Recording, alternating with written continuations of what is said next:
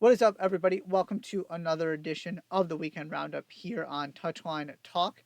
Thank you so much for tuning in. As always, be sure to hit that subscribe button so you don't miss any of the content going up on the channel.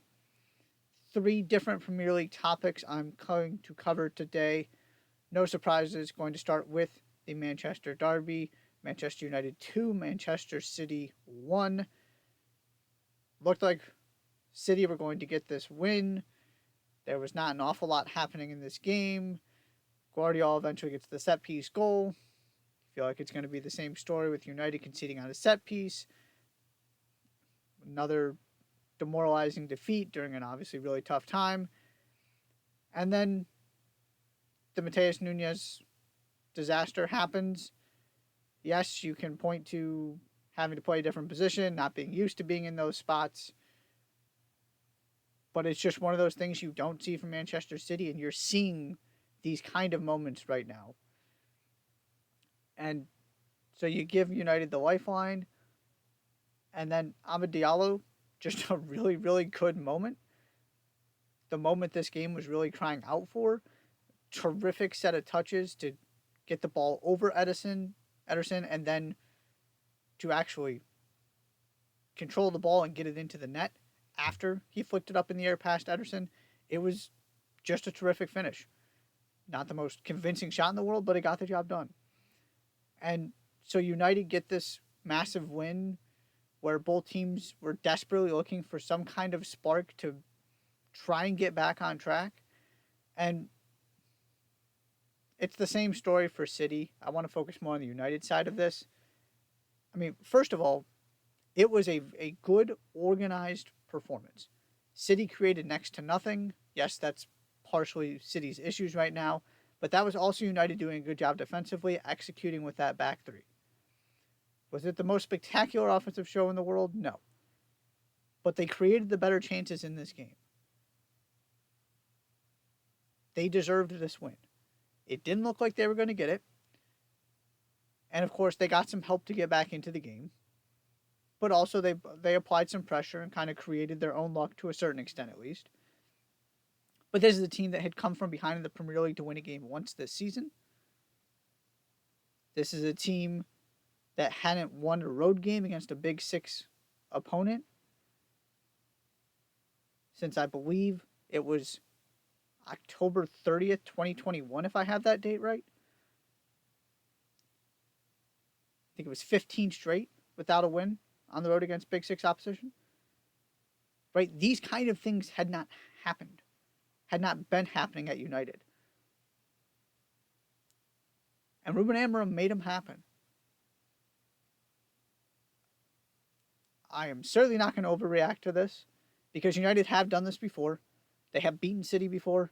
They've had these one-off really good moments, and you feel like this is the start of something, and then nothing ever happens, and it means nothing long-term.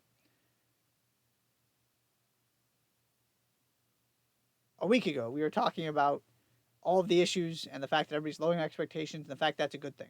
That can't all change because of one game against a team that can't beat almost anybody right now. No matter what the context, no matter the fact it was Manchester Derby, no matter the fact that it was Manchester City. They are just not good right now. So yes, it's a huge win. It's a big confidence booster.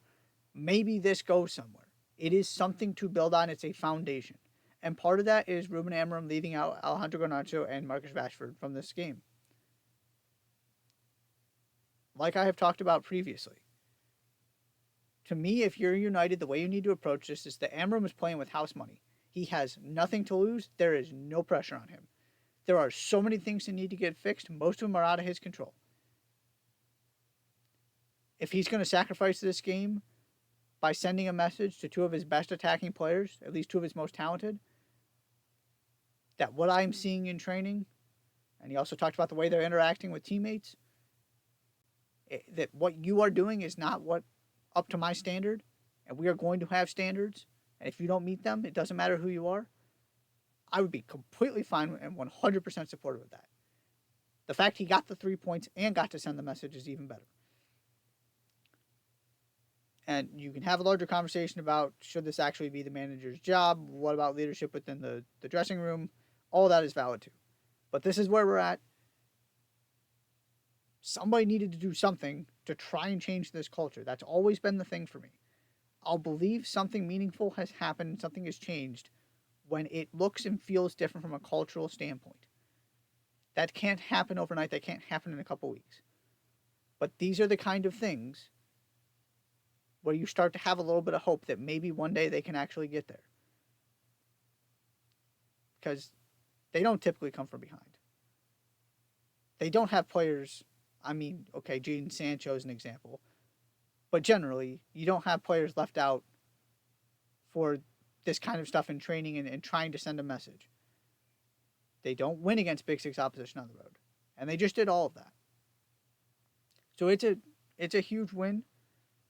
Right? One of these teams was going to feel a lot better about themselves after this game. And it's United. It should have been United based on the way the game went. And it's a testament to those players and also to Ruben Amram.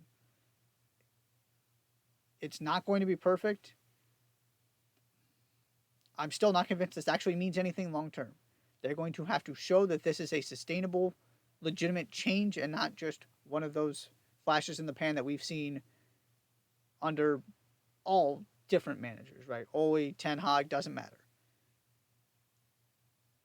It's not about one game. It's about, can you get back to the standards of Manchester United? Can you turn this club back into what you Manchester United is expected to be? Everybody, including me, was saying they are a long way off from that a week ago. That doesn't change because of one game. But you got to start somewhere. That's an awfully good place to start if you're Ruben Amorim and United. The other game I wanted to mention, Liverpool, Fulham. Liverpool dropped points again. Now context is important here. Early red card to Andy Robertson. They fall behind twice. They find a way to equalize twice, come away with a point. It's a good point. You've got to take the situation into account. Teams are not perfect this year. I mean, Chelsea have looked awfully good, but they have flaws. Arsenal have struggled. City is nowhere near these clubs right now.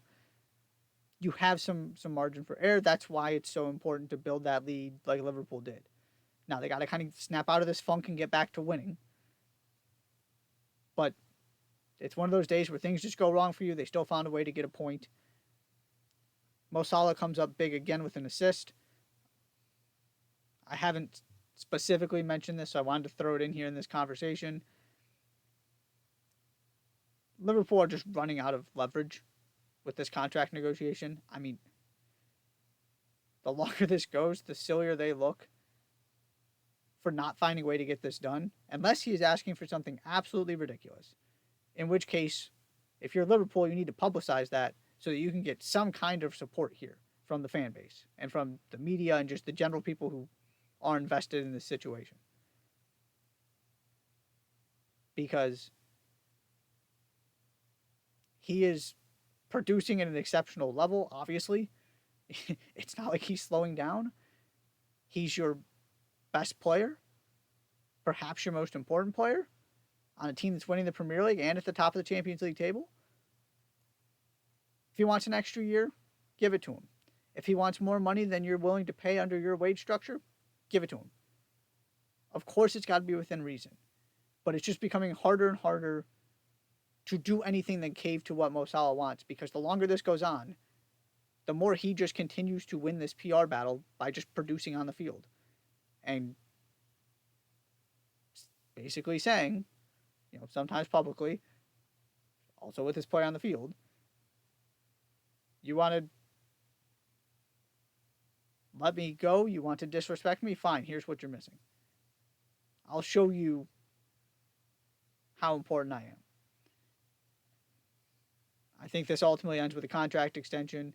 Sometimes these things just take a while, but the leverage is just decreasing and decreasing if you're Liverpool as Mo Salah continues to deliver. The other part of this game, though, the real thing I want to talk about. There's always this conversation, and for good reason, about how these U.S. men's national team players, okay, it's great they're playing in all these big clubs, but are they actually getting the game time? It's one thing to say you're at a Juventus or an AC Milan or a Borussia Dortmund as Gio Reyna, comes back, actually has some good moments, but obviously there's what 560 something days between goals or something like that. You know, Matt Turner's a backup. There is certainly validity to this idea that these guys aren't playing enough, and so maybe they aren't quite as good as we think. The one player who is an exception to that I do not ever want to hear lumped in with the maybe this group is just overrated. Look, they can't get on the field in these big time European leagues. Is Jedi Robinson. I have said this before that he is the most valuable player on that team. Maybe not the best, although he's making a case for it, because they don't have anybody else to play that position. He had 2 assists in this game. He set up both Fulham goals. He was really good defensively. Kept Mo Salah pretty quiet. He captained Fulham too, by the way. It's a good sign for a team that's lacking leadership with the U.S.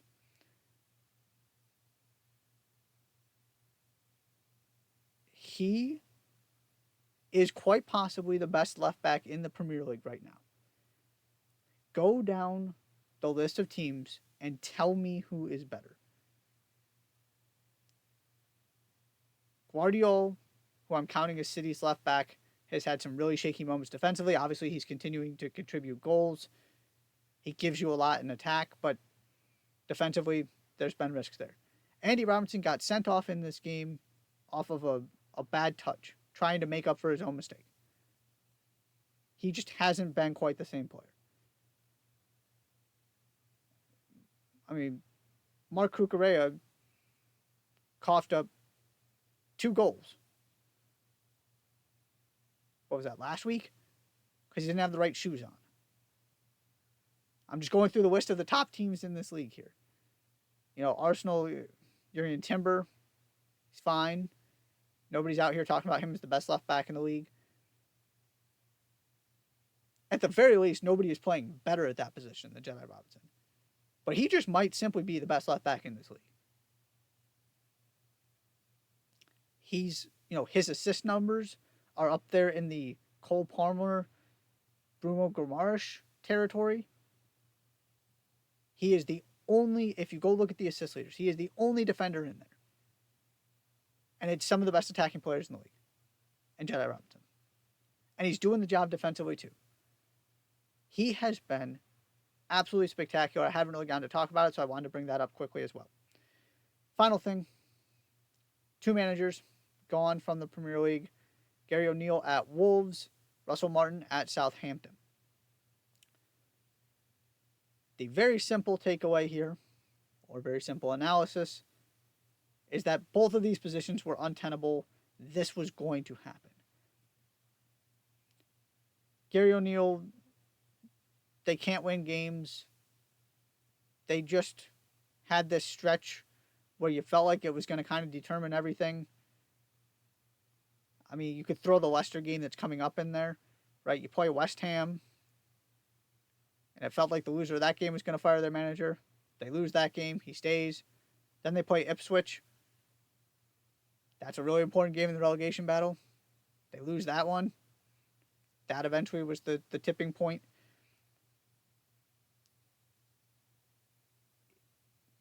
Like I said, though, in most situations, he was probably gone after the West Ham game.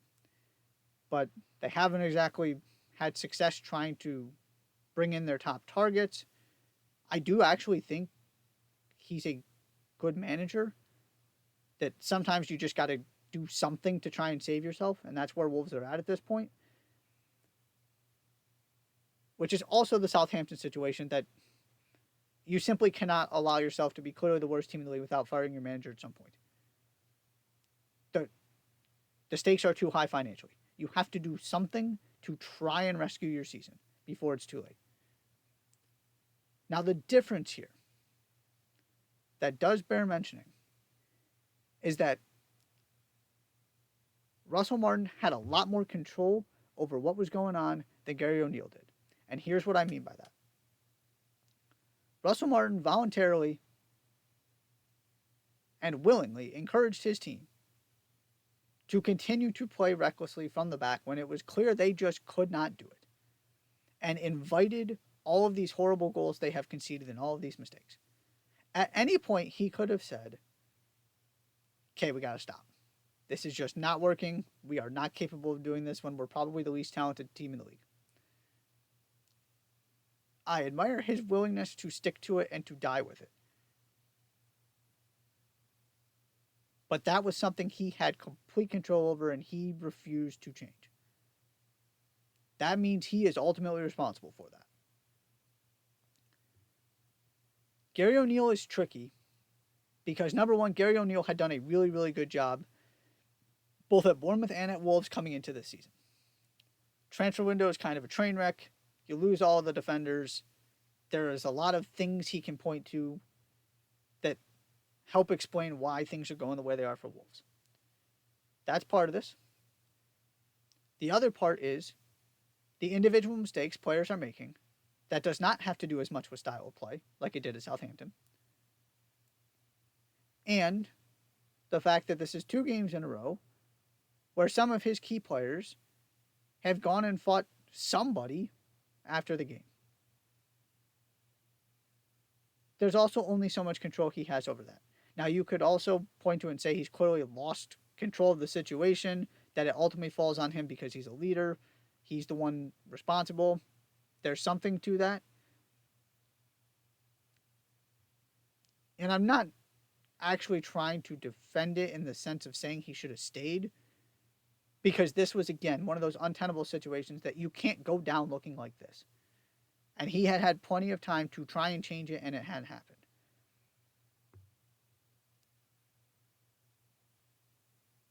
But there are also responsibilities from a player standpoint to behave better, to do your job. And I do feel like Wolves players failed Gary O'Neill in that sense, in a way that Southampton's did not fail Russell Martin. Now, Russell Martin also had a much more difficult job, because the other part of this is Southampton are exactly where you expect them to be.